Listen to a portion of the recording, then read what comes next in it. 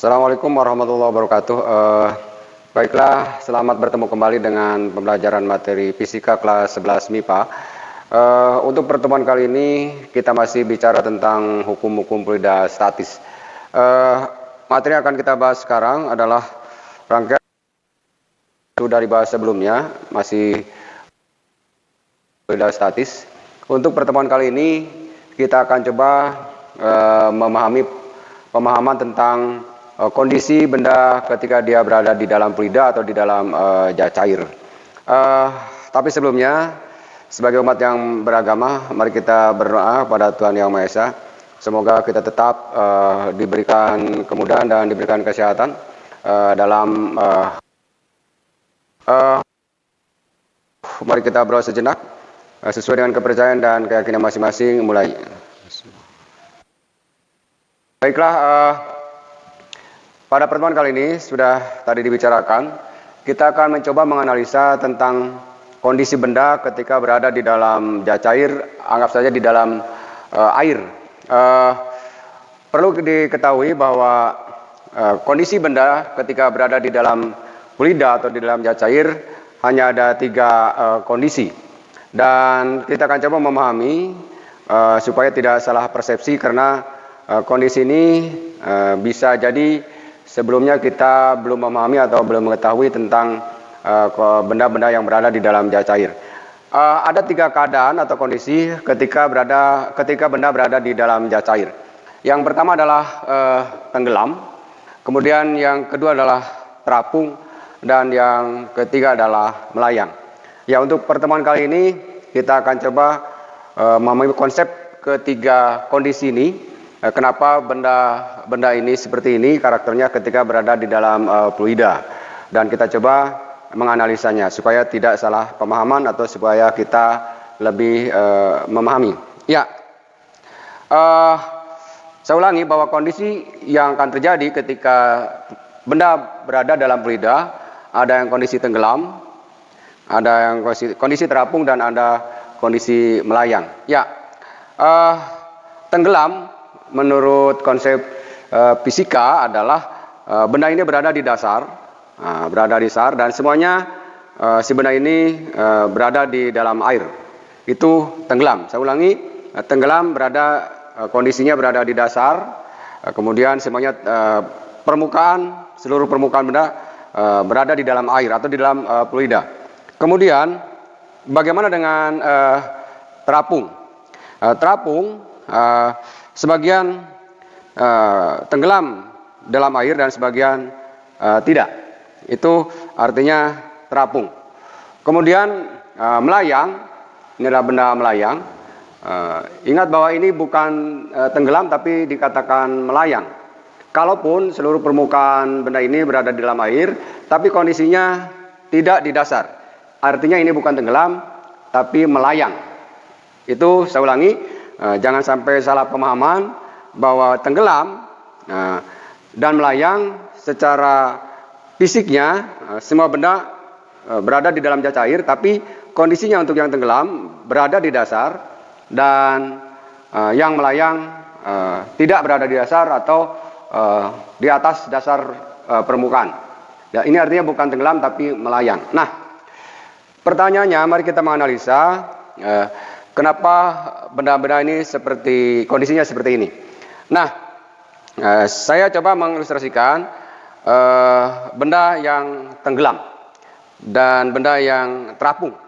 Artinya yang kontradiktif, kebalikan bahwa ini adalah benda tenggelam dan benda terapung. Ya, apa penyebab benda tenggelam dan terapung? Mungkin awalnya kita berpersepsi bahwa yang tenggelam ini adalah benda yang besar atau volumenya besar.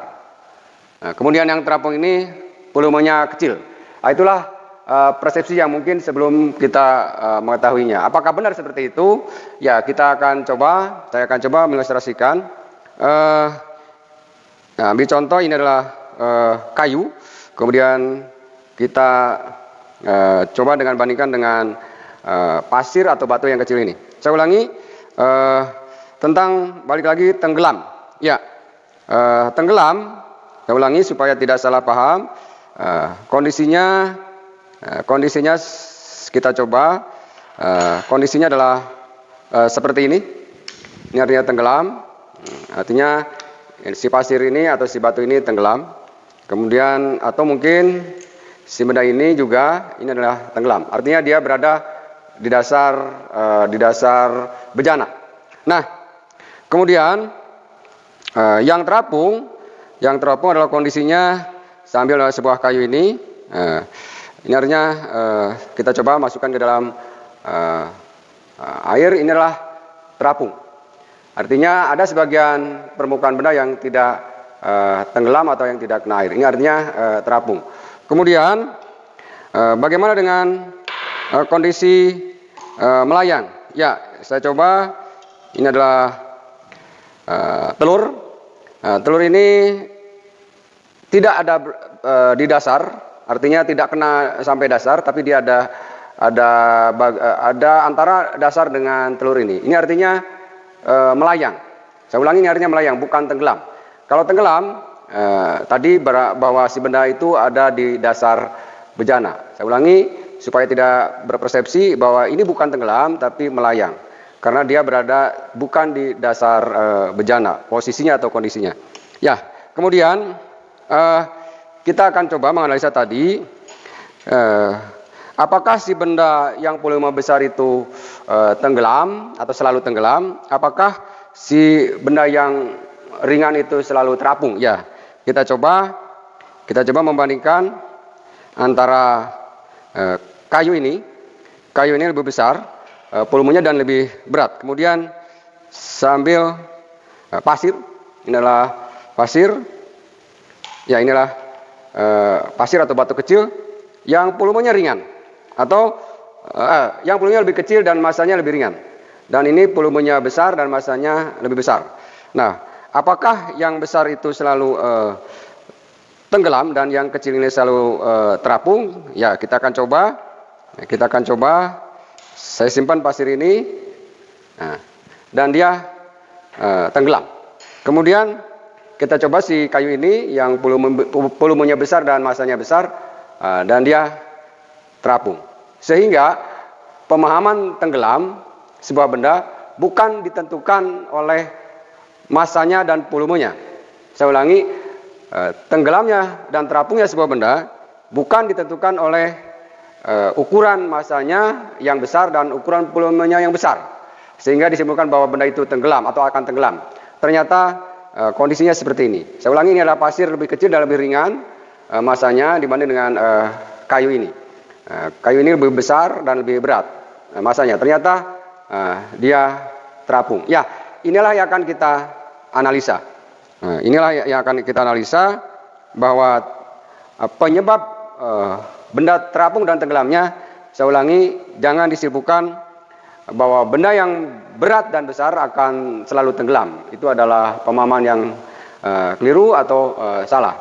Tidak seperti itu. Bisa jadi seperti ini, ukuran pasir ini lebih ringan dan lebih kecil dibandingkan kayu ini, tapi kondisinya tenggelam. Nah, pertanyaannya, apa yang menyebabkan si pasir ini tenggelam di air kalaupun masanya atau ukuran masanya lebih ringan dibanding dengan ukuran si kayu ini?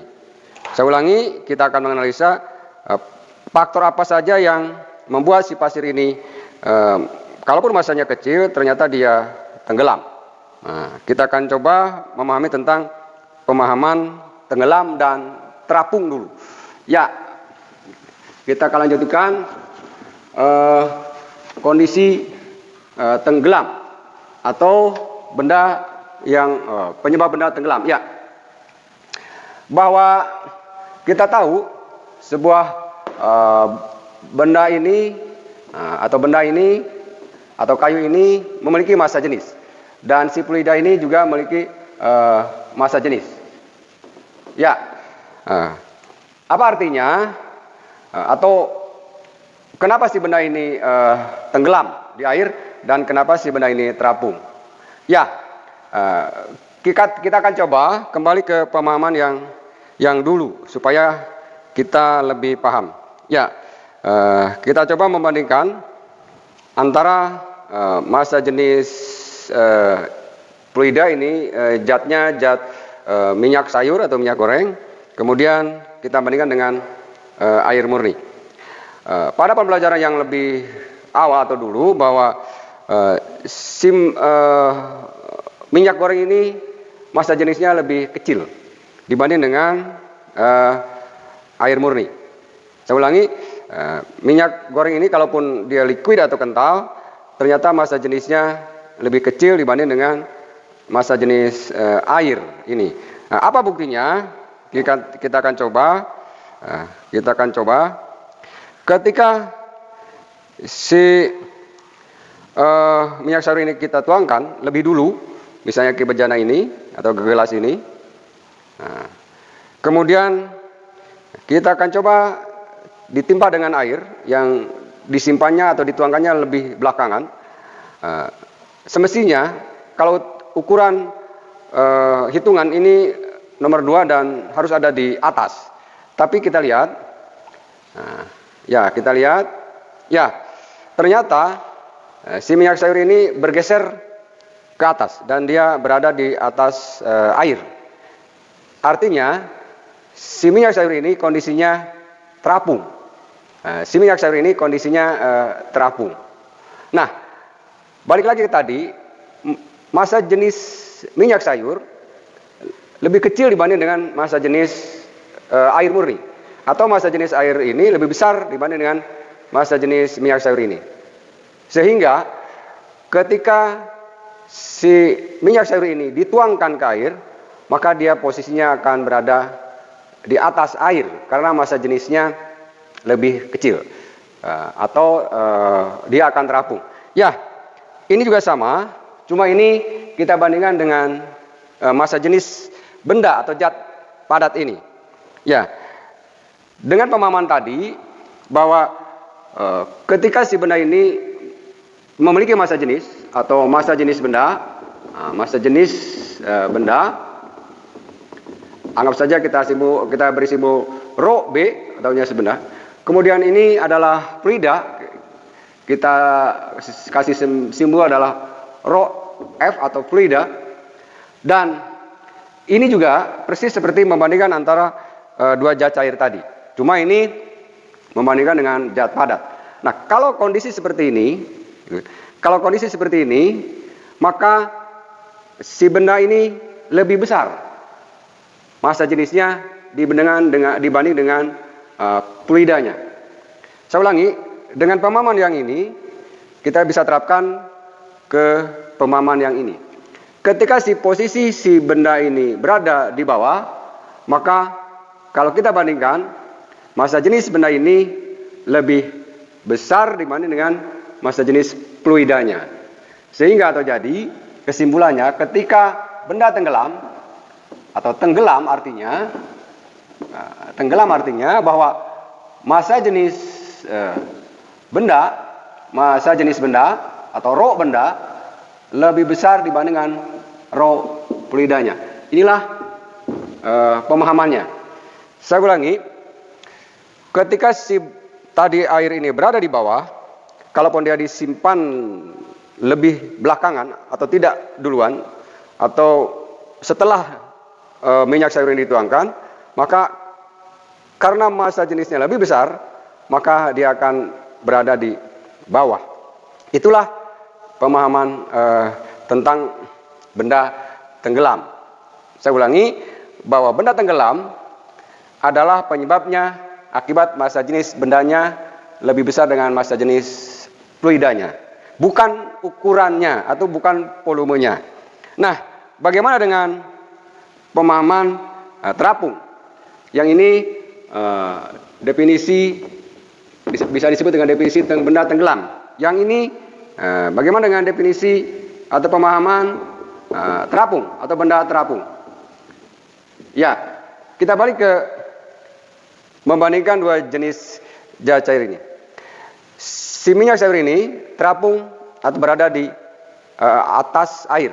Apa artinya? Bahwa minyak sayur ini lebih kecil dibanding dengan massa jenis airnya atau massa jenis air.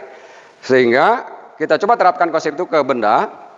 Kalau misalnya si benda ini, massa jenis benda ini disebut massa jenis benda atau rho benda, ini benda. Kemudian yang ini adalah fluida atau rho fluida, atau massa jenis fluida atau zat cair.